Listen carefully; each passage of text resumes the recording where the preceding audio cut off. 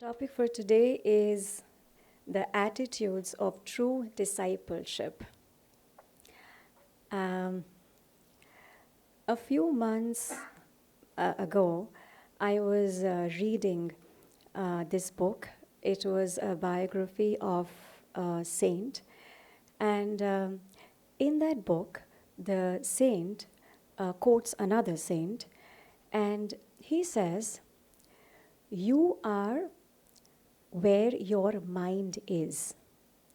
If your mind is in Vrindavan, you are in Vrindavan. If your mind is at your home, you are at your home." And when I read that, I really paused for a moment and I thought, where is my mind? And I realized that it's not important where our body is, where we are physically present. It's not that important. But it is much more important where our mind is, what we are thinking, what we are tuning into, because that is where we are, and that is what we will, that is where we are, basically. That is what we are tuning into. And I shared this quote because Swami Kriyananda says one of the most important attitudes of discipleship is attunement. What are we thinking? What are we tuning into? Where is our mind? Because that is where we are. And I realized that is why Paramhansa Yogananda, who is the guru for most of us, he said, "To those who think me near, I will be near." So if our mind is with the Guru, we are really with the Guru, whether or not we are physically present with him. And Paramahansa Yogananda also says that thoughts are things. That means it has energy. And wherever we are directing our thoughts, we are really directing or offering or giving our energies to that thing. And that is why, when we begin the meditation courses in our level 1 class, when we define meditation, one of the definitions that Paramahansa Yogananda gives is meditation is deep concentration on God or one of his aspects. Again, deep concentration on God. Because wherever we are concentrating, wherever our mind is, that is where we are. That is where we are channelizing our energy. That is because, and wherever we are going to channelize our energy, that is what we are attracting. Those traits, those qualities, those vibrations, that consciousness. And that is what we really are, and that is where we really are, and also that is what we actually become. And so if we have a guru, and if we are disciples of a guru, we have made him the guru because we want to be like him. We want to follow his footsteps to become like him. And so we want that our mind is focused on him, because that is what we will become wherever our mind is focused. But then I reflected, really, in the whole day, how much time are we really thinking about our guru? How much time are we spending with our guru? Because throughout the day, except I think for meditations that we do, is our mind still with the guru? Because if not, we are really not with him. And whatever we are with, we are going to become that, we are going to attract that, and we will never become perfect beings unless we put our mind, tune it with our guru, and that is what attunement is all about. And Swami Kriyananda, who is the direct disciple of Paramhansa Yogananda, he says that when a disciple's mind is inwardly focused on the Guru, then he is attuned to the Guru, and then the Guru's power flows through that disciple. And in whatever thing that he uses that power, thinking that it is the guru's power, not his, that power grows more and more. And also, he says that that power, that grace, that grows more and more, and when we are in that grace, nothing can touch us. When we are attuned to that grace, that power, that guru, nothing really can touch us. And Swami Kriyananda also says that think of the guru always not as a personality, but as light, as that guiding divine light whose source is actually God, and the guru is that window. He is a representative of that ray of light. So think of him as that light that you are receiving, that is transforming you. And the more we tune in to the guru in that way, the source of light and consciousness coming straight from God through him, then it transforms us, it protects us, and it helps us to become what we really want to be. Why we are having the guru in the first place, why we want to follow the guru in the first place. And it helps us to become like that. So I really invite that this is what I started doing now, that I pause at times and I reflect, where is my mind? And if my mind is not where it is supposed to be, then I direct my mind to where it is supposed to be, inwardly with my guru, because that is what I want to be. That is what we all want to be as disciples, and that is, Swami Kriyananda ji and Yogananda ji both say, is one of the most important attitudes of true discipleship. Swami Kriyananda also says that whenever Paramhansa Yogananda, when he was alive, when he was with his disciples, he would hardly give any teachings or discuss philosophies or anything like that.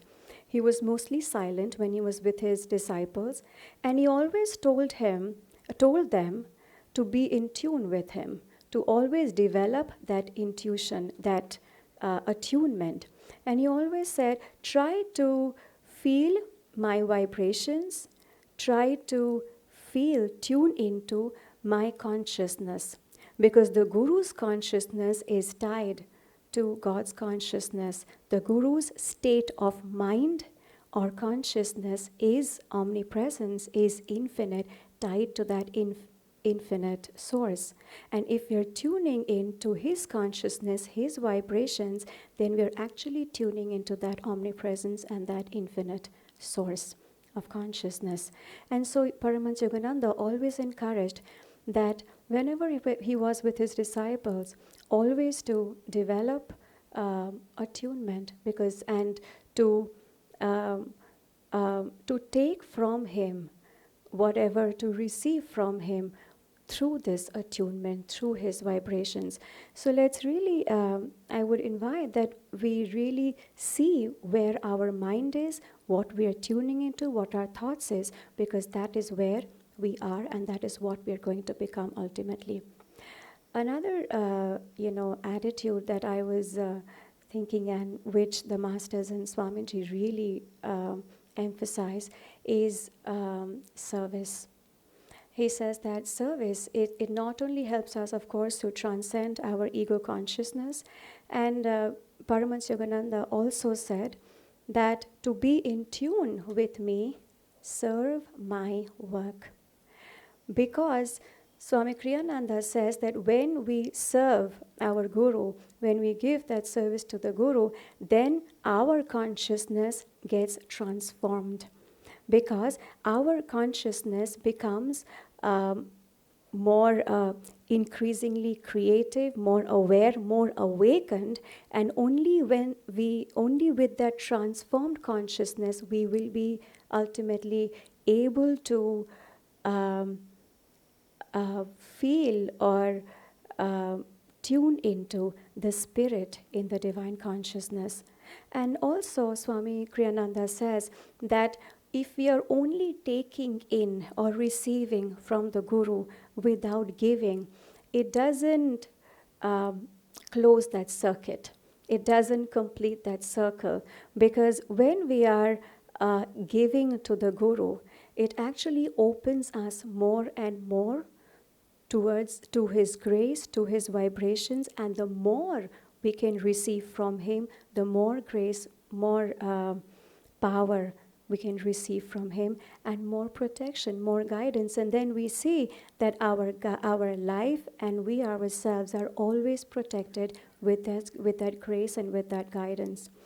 And another, I was feeling that another very, very important quality that all the masters say is faith and surrender. And I was really, in the Autobiography of a Yogi, there is this incident when, this disciple climbs over to Babaji, and you know where Babaji is always, you never know where he is, and up in the mountains, and this disciple comes that to include him in his small troop. And Babaji says, I can't take you, accept you in this way, so you jump off. And oh no, then the disciple says, if you don't take me, I will jump off. And Babaji says, okay, jump. And he really jumps. And I was listening to one of these talks of Swami Kriyananda, and he said that later he did develop that strength and that faith, that he said that if Babaji comes and tells me to jump, I will jump, because I know he will only say something which is for my highest good, which is going to be helpful for me and nothing else. And I will jump. And then I was really reflecting that am I there? If Babaji really, really comes and tells me jump, I don't think I can jump. I don't think I have the courage yet.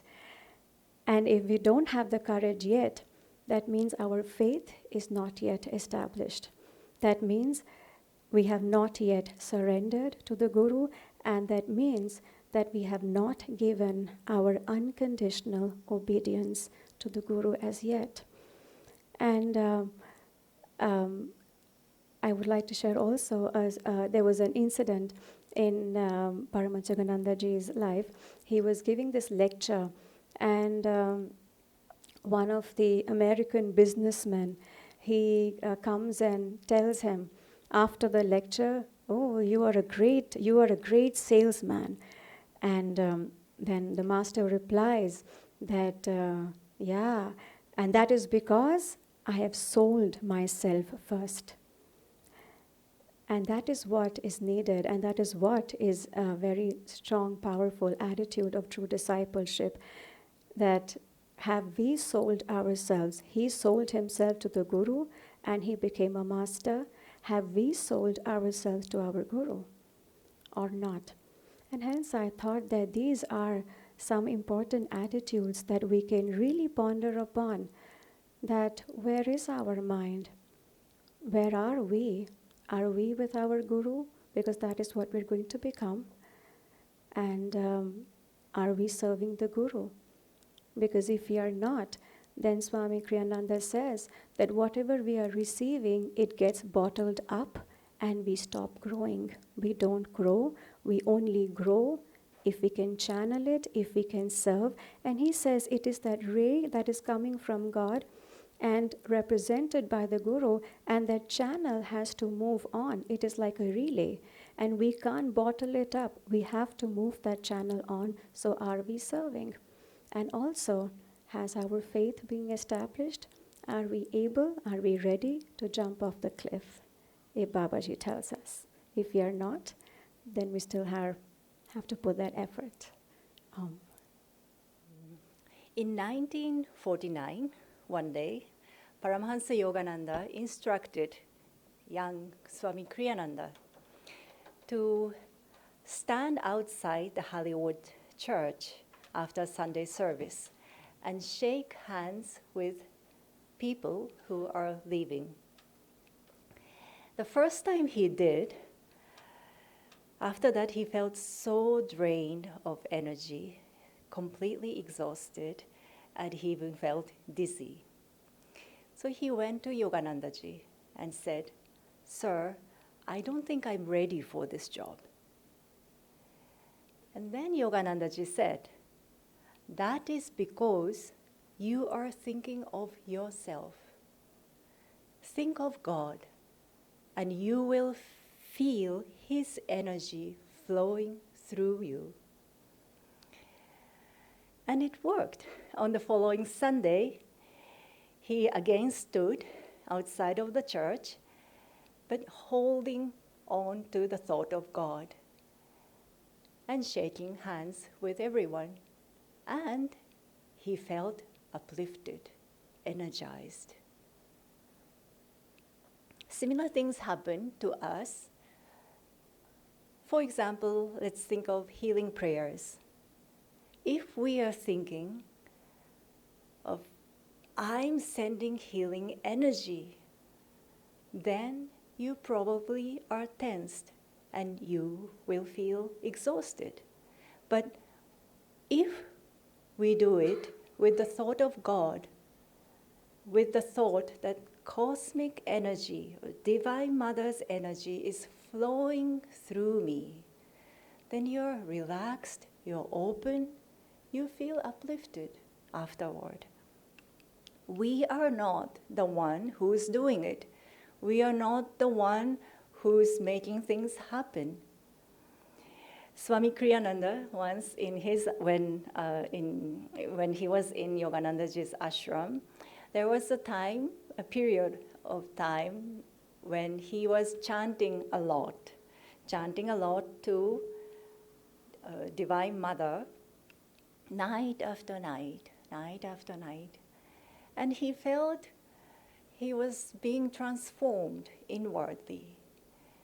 And then he started thinking, ooh, I'm doing a good job.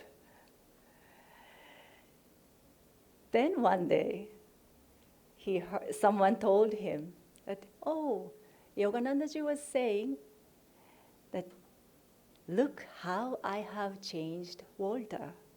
Walter means Swami Kriyanandaji. Then he realized, after all, it was not his own power that changed him, but the Guru's power.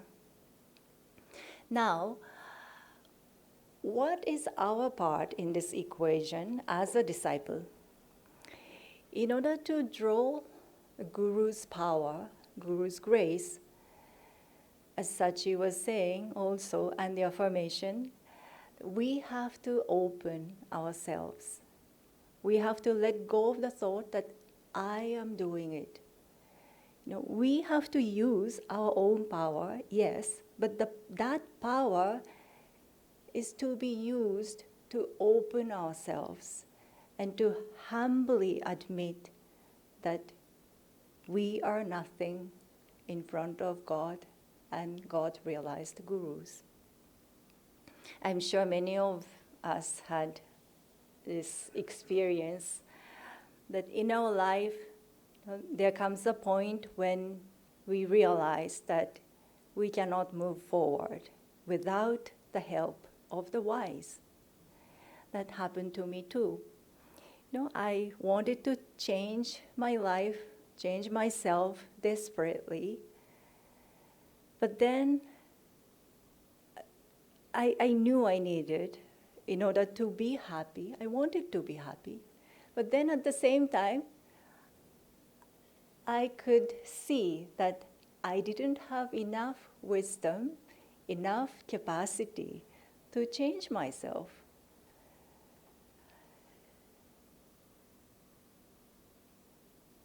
At some point, I realized that I was in a cage. I felt I was in a cage, and I was the one who created that cage because of all the choices that I have made over the years. And by the time you realize that you're in a cage, you don't know how to get out of it. And by then, I had seen many successful, so-called successful people in different areas, business, politics, arts. But they are successful only in one or few aspects of their life. And that didn't seem enough for me. And I started praying that is there someone out there who can help me, who can show me the way out? And as the saying goes, when the disciple is ready, the guru appears. When we humbly accept that we lack what we lack and what we need, and when we become really open to receive help, the guru finally appears. In the Bhagavad Gita, Sri Krishna says, "Open thyself to those who have attained wisdom. They will be thy teachers. Ask questions of them, both verbally and mentally. Serve them faithfully and with devotion." This is the attitude of discipleship. And the path of discipleship starts even before we formally become a disciple of a guru. It starts when the desire to receive help from the wise is born within us. Krishna says in that the quote, that ask questions of them. Sister Janamata, Yoganandaji's most advanced woman disciple, used to counsel young disciples. And to one of the disciples who was struggling to overcome her bad tendency, she reminded again and again, do you ask Master's help? Do you ask him to pray for you? Because Master was also reminding the disciples that ask the help of the Guru again and again. And by asking Guru's help, what happens is that our attention is diverted from all the details of our problems and more focused on the source of the help, the source of our strength. By praying to Guru, by asking Guru, we remember where our strength comes from. And that will keep the doors and the windows open for the grace to come through. Swami Kriyananda left so many examples of how, by attuning our consciousness to Guru, how much we can achieve or how much he could achieve.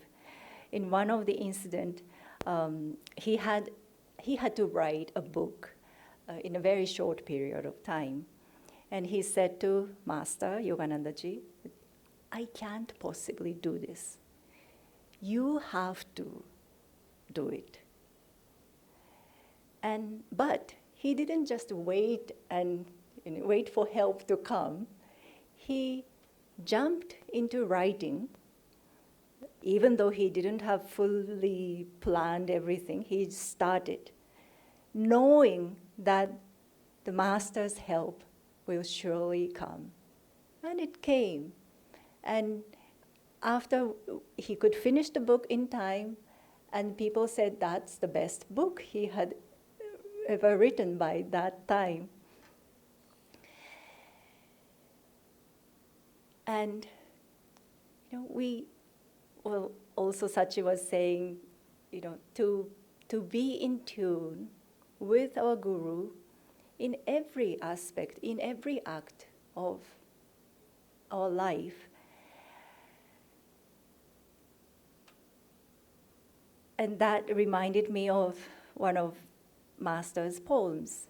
He says, this poem is called God, God, God.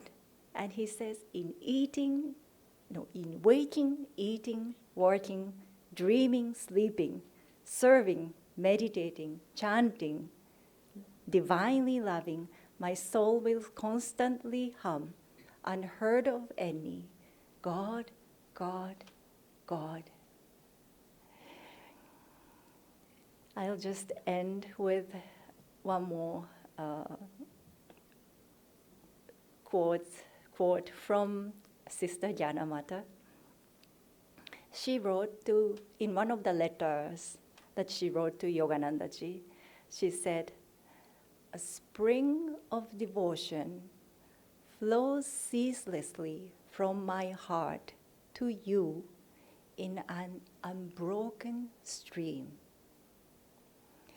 Material offerings can be given only now and then, but the stream of reverence, devotion, gratitude, and love that flows to you from this poor heart never ceases, day and night."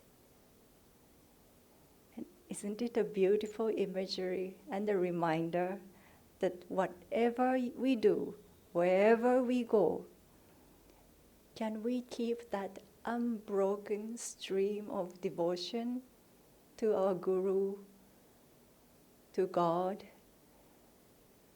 And as long as that stream is continuing, we are open to Him, we are connected to Him, and He can help us always.